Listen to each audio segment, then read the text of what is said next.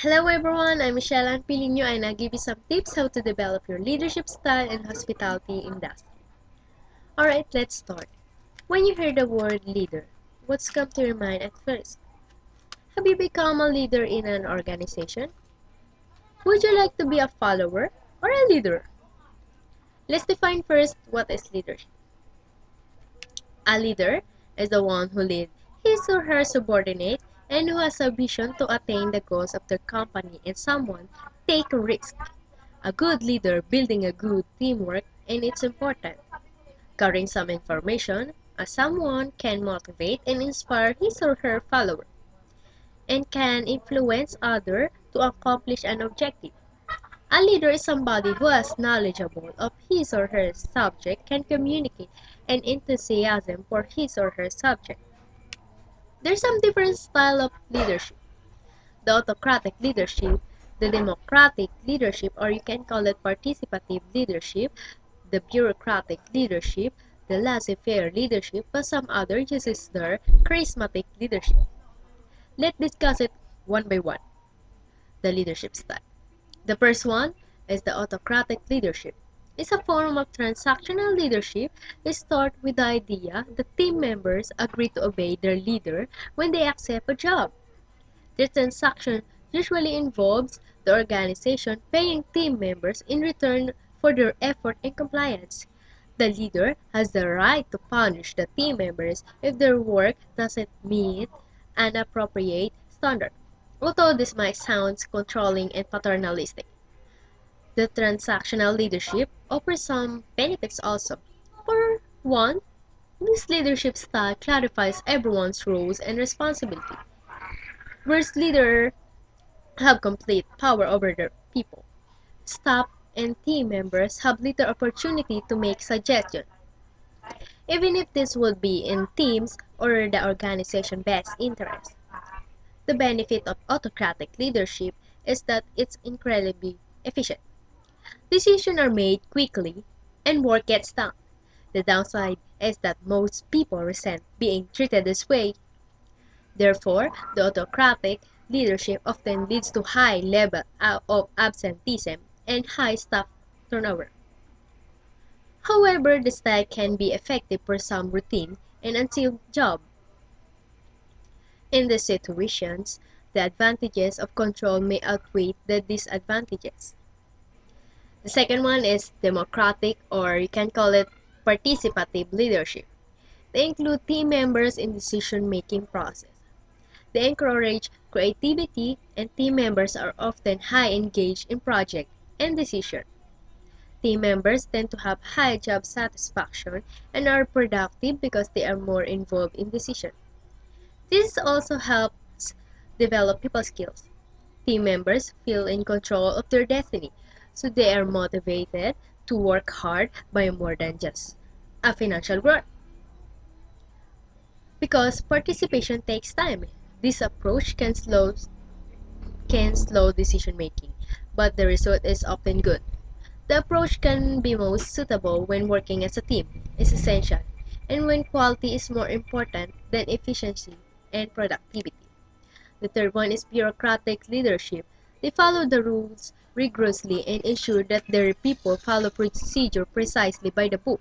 The downside of this leadership style is that it's ineffective in teams and organizations that rely on flexibility and creativity or innovation.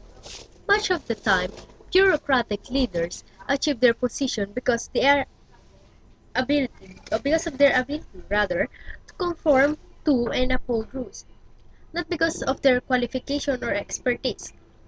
This can cause resentment when team members don't value their expertise or advice. The fourth one is laissez-faire leadership. This French phrase means leave it me. It describes leaders who allow their people to work on their own. This type of leadership can also occur naturally when managers don't have sufficient control over their work and their people. Laissez-faire leaders may give their teams complete freedom to do their work and set their own deadlines. They provide team support with resources and advice, if needed, but don't get involved. This style can be effective if the leader monitors performance and gives feedback to team members regularly. It is most likely to be effective when individual team members are experienced, skilled, self-started. The main benefits of laissez-faire leadership is that giving team members so much autonomy can lead to high job satisfaction and increased productivity. The downside is that it can be damaging if teams members don't manage their time well or if they don't have knowledge, skills, or motivation to do their work effectively. The last one is charismatic leadership because these leaders inspire enthusiasm in their teams and they are energetic in motivating others to move forward. This excitement and commitment from teams is an enormous benefit. Charismatic leaders are often focused on themselves and may not want to change anything. And for me, democratic leadership is used by leading people. Alright, leaders can develop. Where do you start? How do you learn? Leadership cannot be learned by just reading about them or sitting in a classroom. If one of your life goals will run a marathon, you won't achieve it without a commitment to our training regimen. The same is true for learning new leadership skills. Self-improvement by building your confidence, joining a group, and trying to enhance your communication skills, and observation to understand the human nature around you and how you can get along with them. You must know what is your strengths and weaknesses and develop your trial and errors. There is always room for strengthening and improving your role as a leader. To be an effective leader, you must be a good listener and communication effectively, encourage creativity, serve as a role model, which is your colleagues or group members admire you. Be passionate. When someone shares thoughts, tell them that you appreciate their contribution. Motivate your subordinates to attain the certain objective. Try to meet a new challenge to build your leadership style.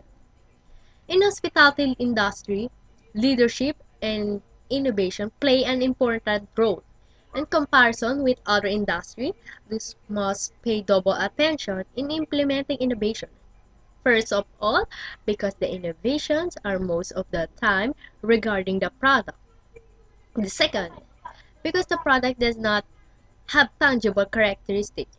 Leaders in this must have be always very close to their employees and they really must encourage affirmation in their organization. And this is the last and hope this will help you to be a good leader. Again, this is Michelle Ann Pelino. Thank you for watching this video.